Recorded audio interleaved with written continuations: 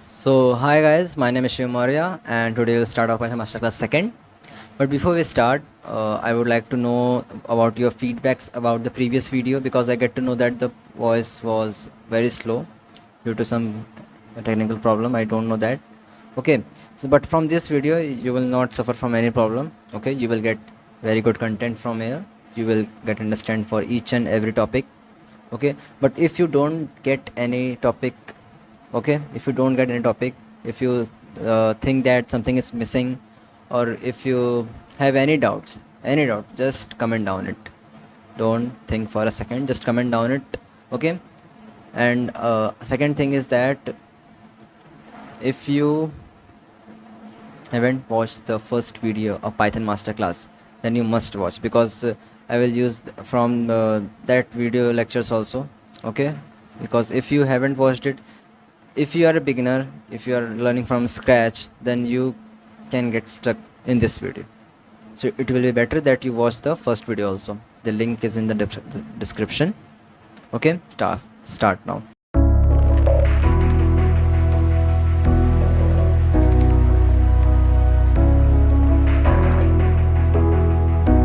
Okay, so we'll start today arithmetic operators. Okay, so our heading should be arithmetic operators. Okay, so in this there are many operators. Operators are those which are used in between the variables. We have seen variables in the previous video, so if you have seen and if you know, then you can get it. What are operators? Operators are those which are used in between or which are used with variables. Okay, so there are many variables in Python, so let's see list wise. Let me open for you the list of operators in Python. So these are some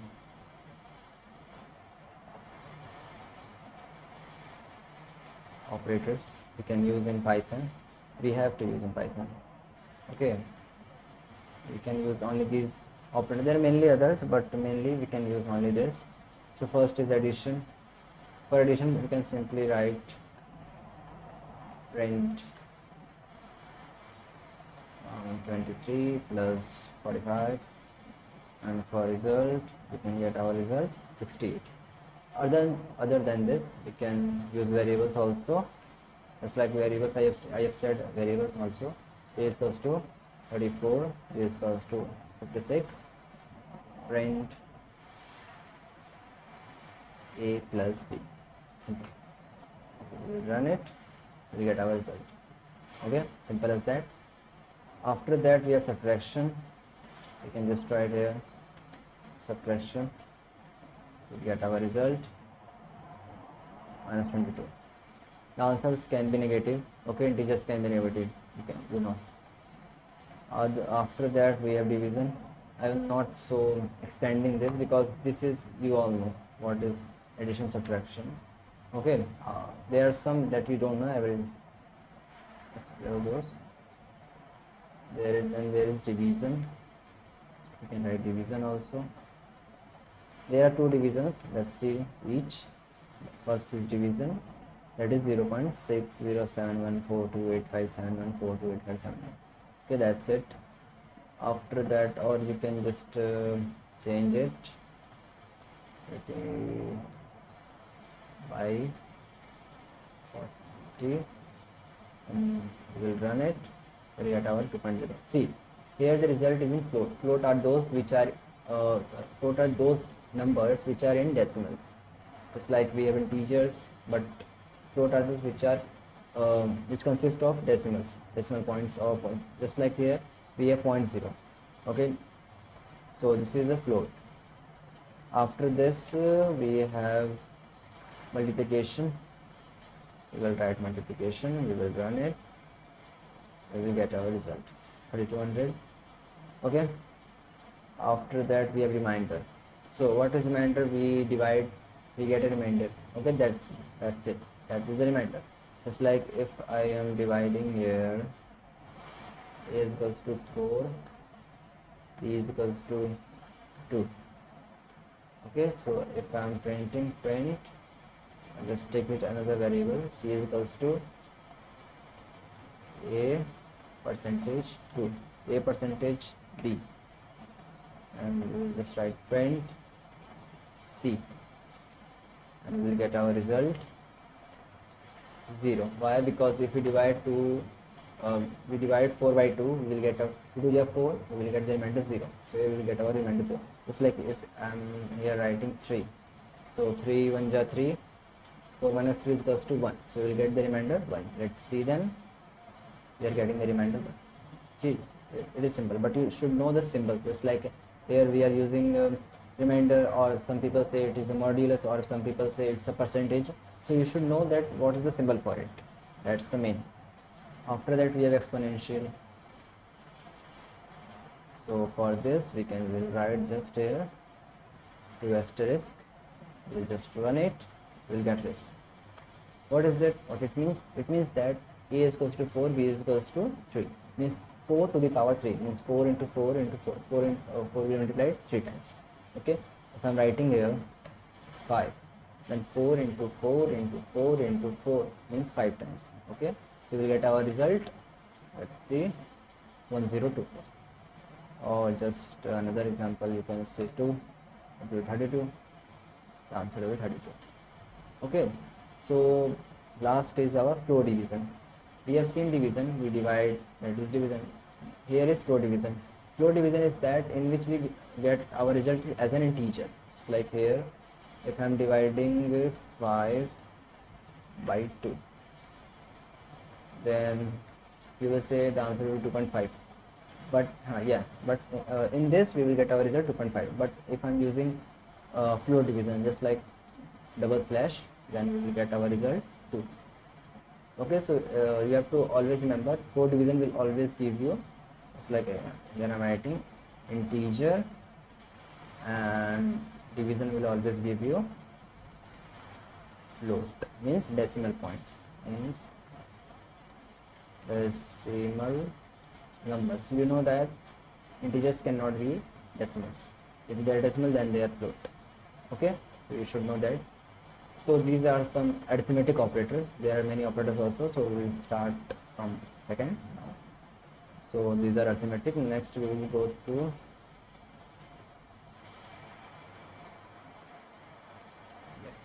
here. Next we have our comparison operators. Comparison operators. So what it means, comparison means you can get the meaning of that operator from its word only. Comparison means to compare something, to compare variables, to compare values. Okay, so let's see each and every comparison operators here. Control. Okay, so we will get, so these are some operators we have in Python for comparison. Let me make it as a comment. So these are the operators. Let's see how we can use this. Let's have some value. A is equals to 5, b is equals to 3. Okay, that's it. Then let's use the first. Let's use the first operator, that is equal to. Let's see what it will do. Equal to means you can get that if the value of a, oh sorry for that, if the value of a is equal to b or not. Just like here we have 5 and 3, they are not equal, so answer will be false. Comparison of operators always results in true or false, means they are resulting in a boolean. Okay, they are resulting in a boolean data type. So we will just print our C, we get false. Simple. Why? Because a is not equal to b. If I'm writing 5 is equals to 5, then we get our result true. Okay, so if you don't get anything here, or you have any doubt related to it, that, or if you have any other condition, then just comment down and it will help me and you both. Then after we have not equal to, just like check not equal to. Always remember the signs. Just like here we are using double equal to.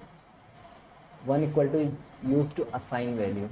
Okay, just like we are assigning a is equals to 5, b is equals to 3, or b is equals to 5. So here we are assigning the values. So if we are using double, then the we are just comparing. We are comparing the values. We are not assigning any values to each other. Okay. So after that, let's check another. It means is not equal to. A is not equal to B. That's not true. A is equal to B. So it will result false. See why? Because A is equals to B, but I'm writing a condition that A is not equal to B. So it will show false. No, that it is showing that no, the condition is false. It is equal to. They are both equal to each other. It's like I'm writing 3. We have 2. Okay, because A is not equal to B, so it is showing yeah, you are right. A is not equal to B. Okay, then we have less than. You know this means here B is greater number and A is smaller number, but the condition is here that B is lesser number and A is greater number, but the real values A is greater and B is lesser, so it will result false. Get it? If you don't, just comment out. I'm saying you. Okay, so this is less than, then there is less than or equal to, means we have here two conditions. Sorry, yeah. So here we have two conditions, that A is equal to B or it will be less than B. But here both the condition denied. Why? Because A is equals to 5 and B is equals to 3. So it will result false again. But I'm writing, if I'm writing A is equal to 5, B equal to 5, then it will show true. Why? Because hence A is not less than B, but A is equal to B. So it will show true. Only one condition or both conditions should match. No, only one condition should match. If you want to match both, that's not possible, because if you write A is less than 5, A is less than B, then you have to write here 3. So it will not equal to 5 or equal to B. So you can just configure only one comparison of it, one comparison at a time. Next we have greater than, just like it, we have greater than. Greater than, we will print it out, we get false. Why? Because A is equals to 3, B is equals to 5. So here the condition is A should be greater than, A should be greater number and B should be lesser number. But the condition is, but the real value is A is less, B is greater. Okay, so they both are different, so it will result false. What if we write here 5? Means A is equals to 5, B is equals to 5.